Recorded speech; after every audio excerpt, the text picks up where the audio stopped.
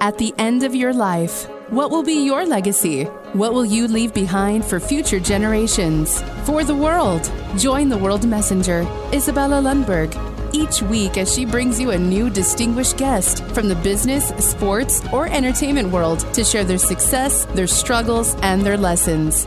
They will share their insights into current hot topics that affect everyone. Izabela facilitates an intimate, vulnerable environment to find the true value of humanity and real leadership. Are you ready for your legacy? The legacy that matters? If you had a chance and opportunity to ask what is happening right now on global scale and zoom in specific geographic regions like Europe or EU, what would you ask the expert? What would you like someone who is not only disrupting education, someone who also invested so much in his own education, with finishing doctorate in transportation and logistics, but also teaching and being able to support students in such innovative, transformative ways? I'm sure you will come up with some great questions as I will be asking right now my guests today. Today, we're traveling to capital of Croatia. We're having a chance to speak with Saša Petar, who is going to be sharing with us some of the really valuable lessons that we are definitely all need to cue in.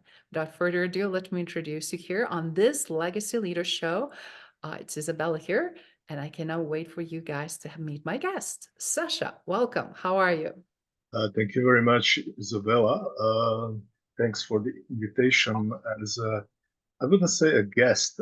I'm feeling here like I'm home. So I will be glad to participate in this conversation, even to transfer some knowledge, but as well to learn more. Thank you so much. I really appreciate it. And it's such a great pleasure to have a conversation with you. We had a recent opportunity for me to firsthand experience how you are leading some of the courses. You've been involved and attached to so many different universities where you are teaching. And one of the areas that I'm seeing is your obviously aptitude and attitude to not only transform education, not only through your books and publications, which are so many, which obviously we want to highlight your expertise in one of the most painful aspects of it that we're seeing today, which is supply chain. But we're also seeing a lot of shifts need for better leadership, and you pioneering that extremely well. In addition, obviously, to being involved in different tapestry of culturally and socioeconomically, not only Croatia and EU, but other parts of the world.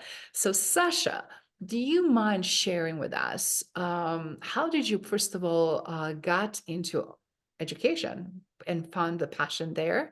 And what did you learn from all these amazing years of experience? Okay, I mean, everything starts when you're a kid, and I was a very curious kid, and I'm now very curious elderly person, let's say.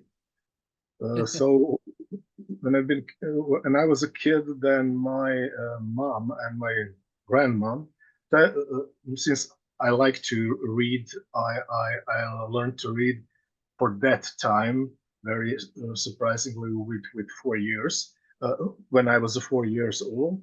And they told me one day you either you will be priest or you will be teacher. And then I tried not to be any of that. So I started with, as a student, I started to work in some sales when I was 15. During my studies, beside the fact that my parents had enough money for me to finance my education, I use all the summer breaks to work something as the builder or as the a conductor in the public transportation. So I was always really big fan of work.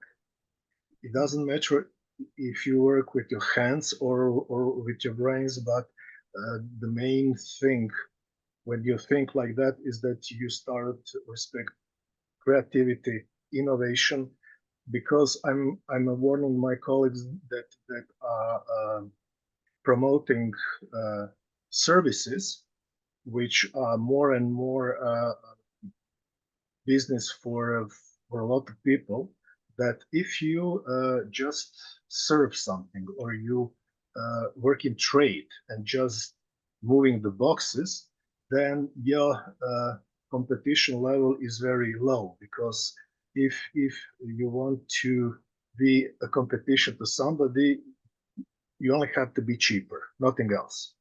But the real competition starts with your creativity, with your production. Even if this is the production of ideas, if you even product movies, or your product production, okay. But if you have some innovation, new products, new ideas, then your competition rise, because if somebody wants to be better than you, price is not the only criterion. There is a quality of products, there is use of products, a lot of things.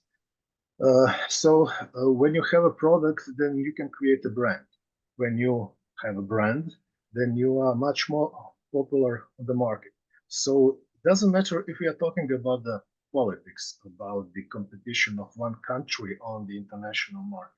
If we are talking about the company that has to be productive, to be competitive, to be good competition, then we are always talking about having people with brains, having people with ideas, to give them support as a leader, as a manager, to light up this geniality, I would say, to create a new products and new markets.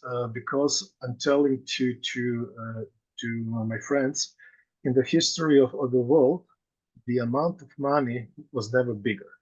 So now it's not the problem to find the money to find something. Now it's much bigger problem to find good ideas, good products, new solution.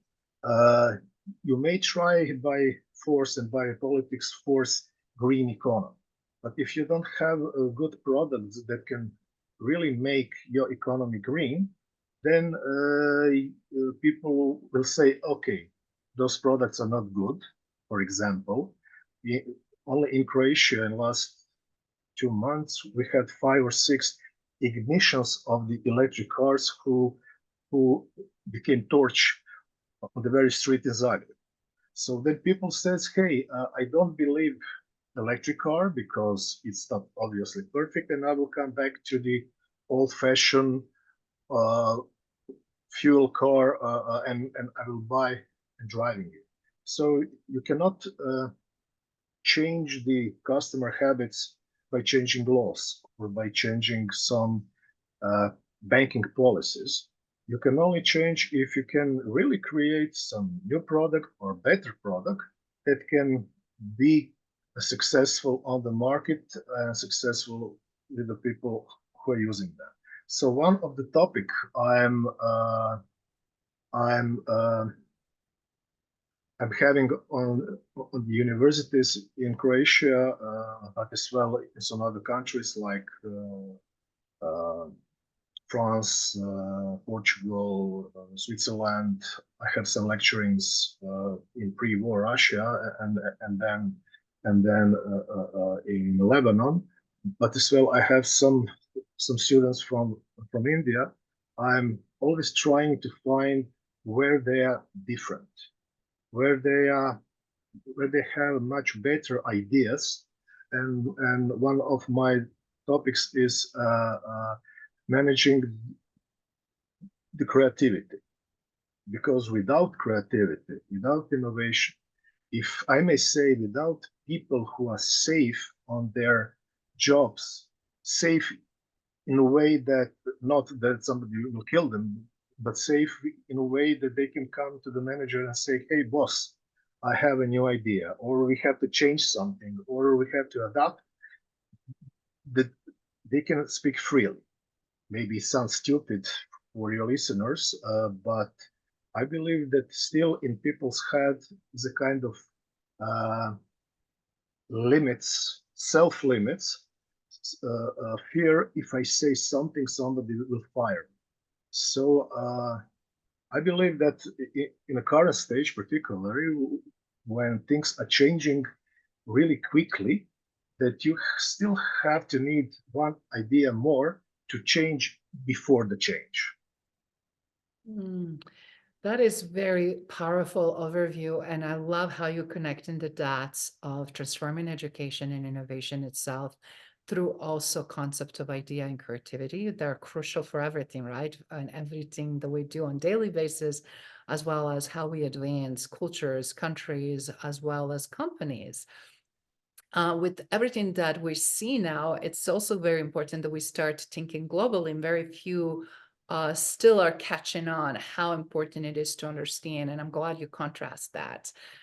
So with that in mind, could you please tell us a little bit more about what are you seeing, obviously, right now that is happening in Europe, specifically in EU, as a result of shifts and changes that are geopolitical, geoeconomical, but in the same time also very going through it's their own evolution of innovation, transformation, and change through lens not only how we interact, how we also exchange trade, specifically from supply chain disruption, that I think is never as this hugely impacted as it is right now in the modern time.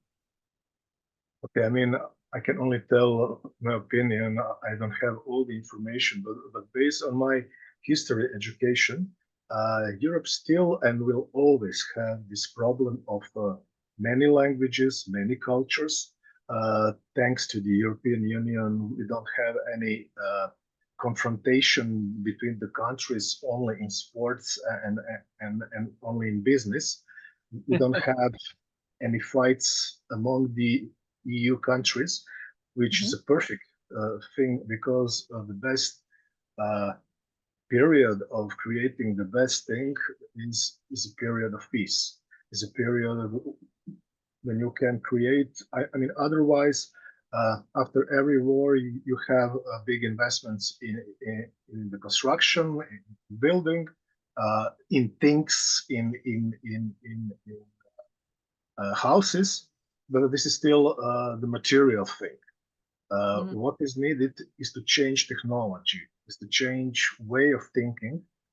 I'm really glad that as the time passing by, more and more young people define them as the Europeans. So it's much easier then to do business. The level of taxes is low, so you can create something. But Europe will always have this problem of too many voices, too many political confrontation. What is good for Croatia maybe is not good for Portugal. So United States have less problems regarding language and the connection on federal level. What is position of Europe now? Europe is aging, so we have to import a lot of foreign workforce, and the problem is that the better position of the country on the market, the better experts you will get. So we are usually saying that experts from Germany and United Kingdom are going to the US. The experts from Croatia, from Slovakia, Slovenia, from Serbia, from Bosnia are going to Germany. And then not that much experts from Eastern countries are coming to Croatia. Currently, the majority of incoming workforce is coming from India, Nepal, and Philippines, which is quite acceptable, because we lost almost 400,000 young experts that left Croatia to, let's say, Germany, Ireland, and United Kingdom. And this is quite a normal process. We are still trying to find a strategy how to accept these people. I'm happy that the countries where that people are coming from are traditionally peaceful. They are not aggressive, so they want to adjust to our society, and they want to work so that they can pay taxes, so they can blend in the Croatian culture, which I think it's very good because in some other countries, incoming workforce is not that peaceful and expecting from the country to have the social support for their needs, which is not well accepted with the local people. Anyhow, having these connections and trainings and conferences abroad, particularly in the southeast region of Europe, but as well being in contact with my students from Japan, India, Singapore, Vietnam, Saudi Arabia, Lebanon, I can see that there is one big need currently, big for knowledge, experted knowledge. And I'm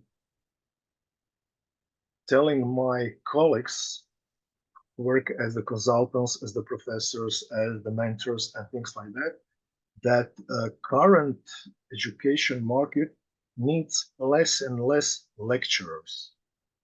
The current education market needs more and more mentors. I mean, the difference is huge. Me as a lecturer, I come to the classroom and then I have some lecturing, maybe answering some questions, and maybe to give this basic knowledge to the participants, but you still don't have a feedback. If we are talking about the mentorship, then you have to be ready to learn. For me, education is two-way street. If I want to transfer my knowledge to you, I have to inform you, I have to give you guarantees that I'm ready to learn from you. And the best way to learn is to ask questions. And then all participants now are trying to get more knowledge through the questions. Not just I'm sitting, I'm listening, professor is great, our consultant is great, he knows everything, and we will just listen. Forget it. Now, they don't want to just listen, they want to discuss with you the opportunities, where to invest, how to behave, how to negotiate, name it. And then I have to be ready for questions like that. I have to be happy, and I'm happy that every question they ask me is my opportunity to learn. And there's a reason why people are still eager to learn, because they know that, okay, you have certain amount of people who thinks that smartphone, artificial intelligence, Siri, or whoever are the answer. So they put their brain in some empty space, let's say, just expecting that machines will solve the problem. My opinion is that machines are needed. Artificial intelligence exists, not just last 2 years with the chat GPT, but with a lot of different computers, applications, softwares, and things like that. But there is only one advantage of the human race so far. It's that all machines, even if they learn from the past. We as a humans are still only capable to change in a second, change the outcome of the potential project, adapting to the change. The machines still learn from the past. We still can create the future. And for that, every politician that say the great advantage of our country is cheap labor is basically, let's say, killing this country, because if you compete with cheap labor, uneducated labor, then you are not competitive. You can just buy the technologies from some much clever societies. You can only apply this foreign technology to your need. But if you don't create your own technology, your own knowledge, your own ideas, your own creativity, your level of competition is going down, down, and below, let's say. Such an interesting perspectives, obviously, because importance of education, exponential learning, it's tremendous, right? But what we're also seeing, based what you just shared, these interesting trends and how social economics and certain areas and regions are affecting and tipping the scales, and how important it is to continue to not only educate and learn, but also, as you said, create environment for experiential learning, where is opportunity to really not only mentor, as you said, but also give them chance and opportunity to leverage how they will apply certain things in order to really be competitive individually and also as a nation, but also as a companies, right? We've seen a lot of companies that are really having huge trajectory of growth because of that attitude and mindset. But we're also seeing a lot of companies that have been in existence for so long that have very much more revenue and people and stability, perceived stability, but they're very much so lagging to catch on that growth and that kind of innovative mindset. So I'm curious, obviously, Saša, you have such a strong pedigree where you've been teaching at so many different universities. You're being exposed to so many different students. And I love that you have such a vast global background, but you also publish so many books. Do you mind sharing one of your obvious expertise is the supply chain. Do you mind sharing a little bit what you see happening right now, and how your literature and conveyed messages that are so timely and relevant are really creating additional impact?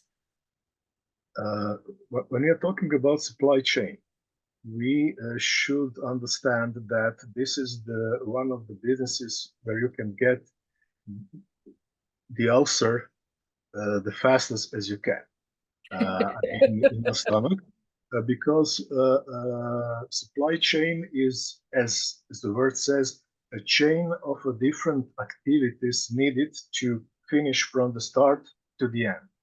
So if you just move one of these activities and do it badly, then influence on all the others will be negative.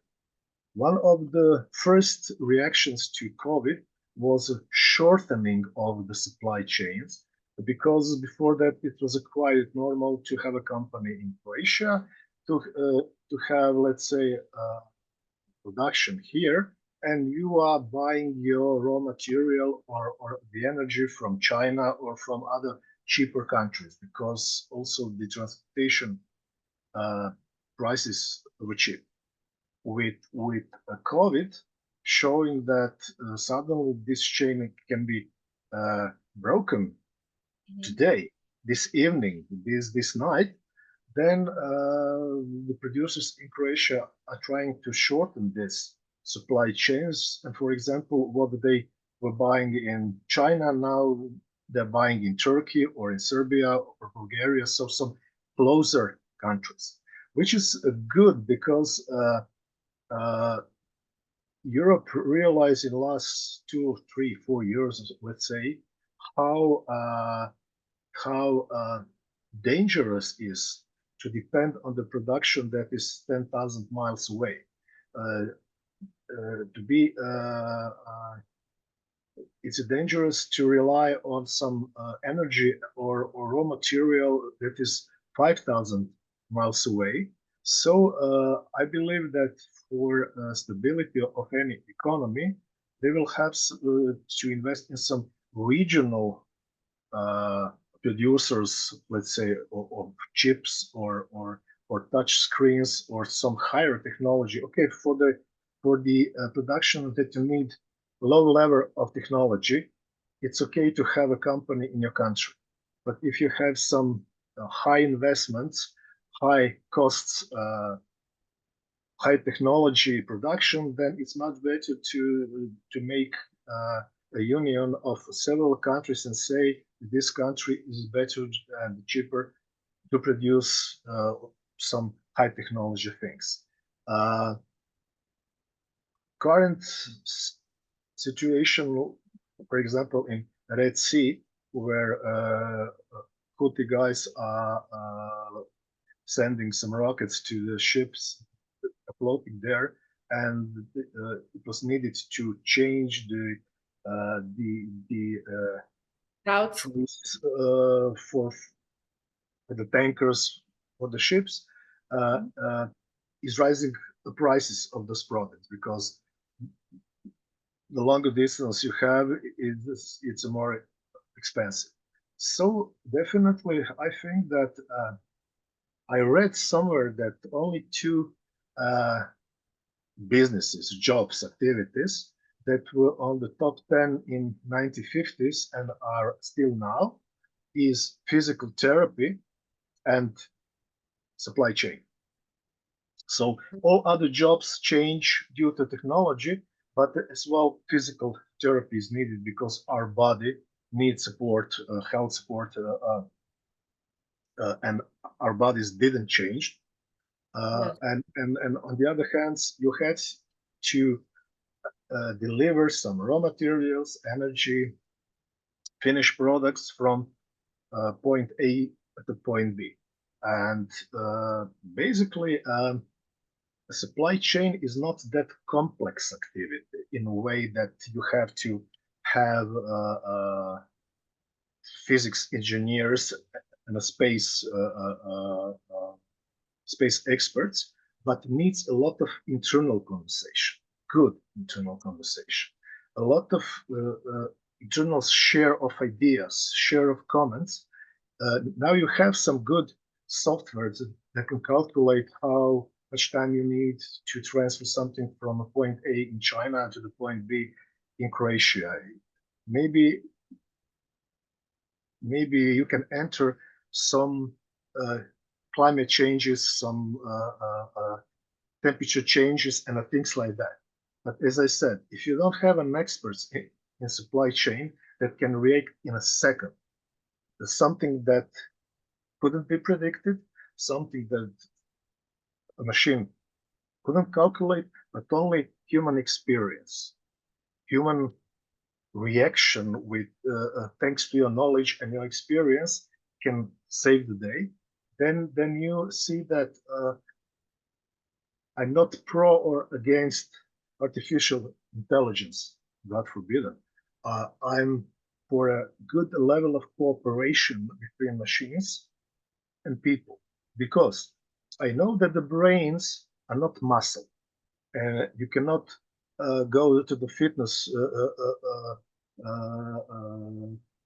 room and then make something with the brain. But if you don't use your brains, okay, then your knowledge is aging. Your brain is not that quick, that much accurate. So I'm always saying why humans developed from our ancestors in the African savannas. Now, because during a long period of time, well known to us, when you wake up, you have to start running. There is a saying that in Africa, every morning, antelope, when she wakes up, must start running, but also the lion must start running. Antelope is running to save her life. Lion is running to make himself a breakfast or a lunch. So if you don't wake up in the morning and everything is settled, hello Siri, what I will have for breakfast, okay, uh, what I will wear, that you let your brain to, let's say, age, because you have a lot of technological support. Then for sure you will have to find a lot of money to finance all this artificial but somebody else knowledge to survive the day. So I'm still trying to wake up in the morning and says, okay, what is my next change? Why I have to start running today? I mean, not that much running, but you understand what I Yes, mean. great. And the only reason now I can find when my life is, let's say, settled, is the region that if I don't change first, then change will attack me, and I will have to change. Okay, let's say, if you change because of the change, then you have to adapt. Then you have to do what everybody else is doing. But if you start changing yourself before the change, then everybody is adapting to you. Everybody is asking you, hey, you know how to predict some change, how uh, how your knowledge can be. Don't have a magic ball. I'm not a mind reader. And I'm telling them that the only reason why I can predict a lot of things is that I have a knowledge of a previous time. Situations are not changing that much. Maybe people are changing. But if you know in the same conditions what happened 10 years ago, 15 years ago, then it's easy to predict and then to change before the official change, national change, company change. So the only source of this knowledge is here. Mm. I like how you highlighting that it's also so important not to depend so much on technologies, but that also leverage our own brains and advancement. And I love that it's been proven, obviously, if we're not using creativity and using our own way of thinking, our own brain and our own capability to grow, learn, test, apply, what will happen? And we had a recently conversation, what will happen if somebody just takes your phone away or computer and asks you to talk about something? Would you be able to, right? It's like knowledge is Uh, power. uh, just for your information, since I'm a generation that has to be patient until the electricity comes to some Croatian city or village, since I'm the generation that still can go into the woods and find some eatable mushrooms, to find some water, to create a shelter, then for example, I still have a writing machine from 1975. It's here. It's ready. I have some spare parts bought on the eBay, and I definitely respect computer. I respect internet. I will never say, oh, I don't like it. Like some of my colleagues says, I don't have an email and I don't have a Facebook address and I don't have I don't know something because I am traditional guy. I am traditional guy, and that's the reason why I'm always trying to decide some new technology solution to have some non uh, high technology solution. For example, if something happens with the energy, then I still have my writing machine and a paper. I still have my pencil. I still have my bicycle. I still have things that not depends of other sources of energy, but it depends only on how much I invest in it for the end. I know that we have the electricity now, like I mean, after all, Nikola Tesla is coming from Croatia, but for sure I have some a stash of candles and matches just in case. You never know. I like that contrast, right? That how it's important to have the independent way of thinking and also be able to be resourceful and not feel like it's just the one way. And you're right, so many people will be lost if computers are not working or things get shut down or whatever might be scenario. And having alternative, how would you then still write, read? How would you still communicate? How would you still deliver your knowledge? And what I'm saying is, what we're seeing a lot of times when technology is put aside and you just have a dialogue, question is, are we able to convey, and are we truly those subject matter experts, or are we able to convey the message in a way that makes sense to others without the relying and depending on technology itself, right? But Sorry, Isabella, for interrupting you. There is one simple test if you are an expert or not. If you participate to some conference and then suddenly lights go out, if you prepared your presentation thanks to the other sources that you don't understand, but they sound fancy schmancy, and then you can just read them from the screen. If lights go out, then you will say, "Oh my God, what I will do now? I don't have my presentation."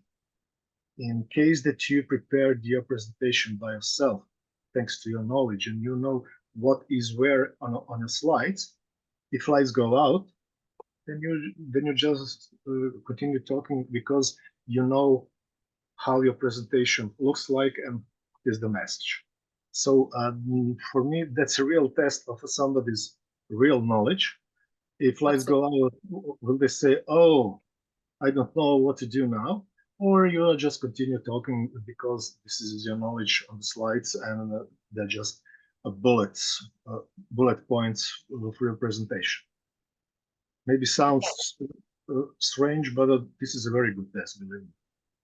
absolutely, it's not, and that's what I'm saying. I'm seeing this quite often happening, and it's like, how do you also interact, but also continue to provide relevant, timely knowledge and information?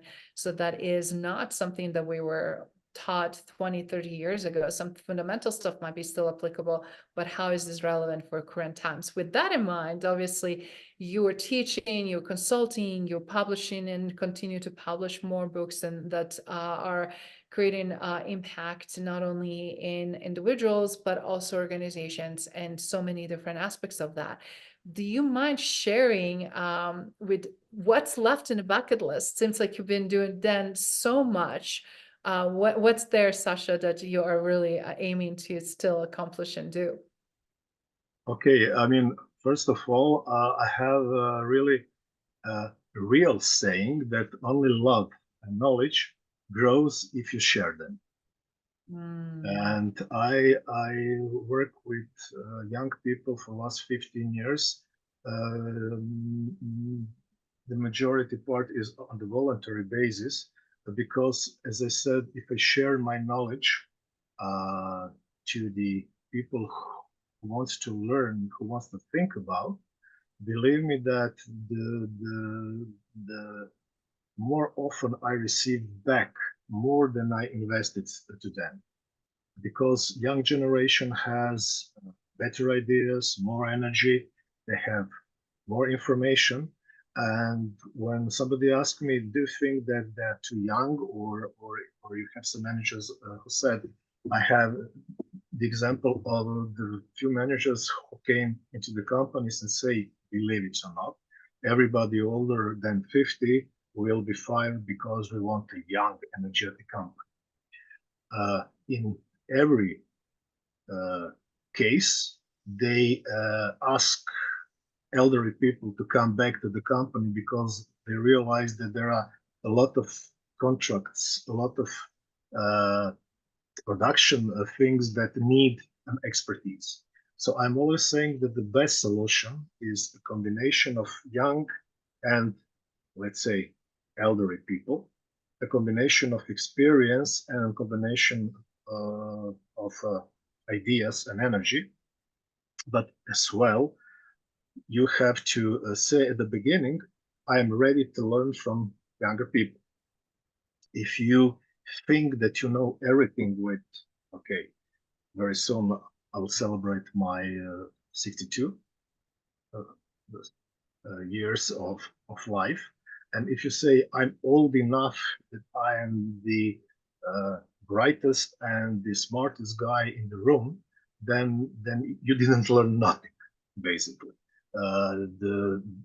But if you say, okay, I have my share of ideas, I have my share of experience, but I will combine this with the new ideas. Let me just explain. A long time ago, I went to one company saying that please invest in the knowledge of your employees because it will benefit your company and blah, blah, blah, blah. And the general manager said to me, you are crazy. If I hate them because they are younger, they are smarter, they are better educated, and if you think that I will invest more in their knowledge to be better than me, you're wrong. I must admit, he left me speechless because that was the first time that I confront a guy who said, I don't want to invest in the next generation. But from this meeting, I learned that he was not wrong, I would say deadly wrong, because without sharing the knowledge, sharing the experience as well as in learning, it's something that it's impossible to develop society, your company, or your area of expertise. My wishes on my bucket list are quite long, I would say still, and I hope that somebody above will say, okay, Sasha, we are planning you to come to heaven, let's say in 20 years, but since you are so much curious, you want to learn, you have additional bonus, let's say, for 10 years, let's say. First of all, I am continuing in writing books. I hope that this year I will finish 2 new books. One be some additional knowledge about the presentation skills, because I learned that globally this is one of the hottest topics still. How to present yourself, how to present your ideas, how to communicate, how to start negotiating. The second is a book that still have a working title, Business Stories for Good Night. What is happening when I discuss this idea to the younger people? They say, "Oh, we don't like to read. Books are obsolete. We need some screens, some videos, some movie, and if we read, this is maybe 2 or 3 pages." Okay. Then I discuss this with my generation and say, "Okay, I love your books, but when I lay down in bed and I start reading your books, then after 3 pages, I fall asleep."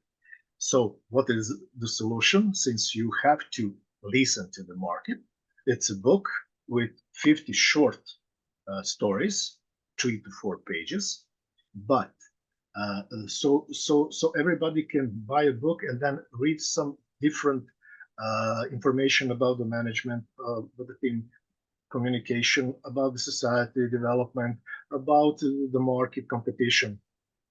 A lot of different things, interesting as well for the housewives, as well for the CEOs.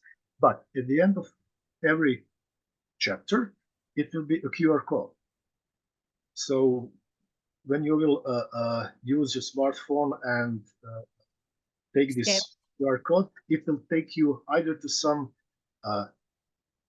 audio part that you will listen something about the topic for the next minute and a half, or some video part, or maybe to some test. So what we want to prove with this, let's say, book, with this combination of media, that if you are interesting enough, if you are dynamic enough, and if you still have a knowledge that somebody can use today, tomorrow, not 10 years after, then you will be interesting as an author, You will be interested as a mentor. You will be interesting as somebody who can share the initial knowledge, or what is the best part, if you have solutions. Thank you for listening to Legacy Leader Show. If you enjoyed the content and had a positive experience, then please leave us a positive rating. In addition, leave us a positive review whenever you are listening on whatever platform there might be. Make sure your friends and family also know about the benefit and value that we provide and what we have to offer. Cheers.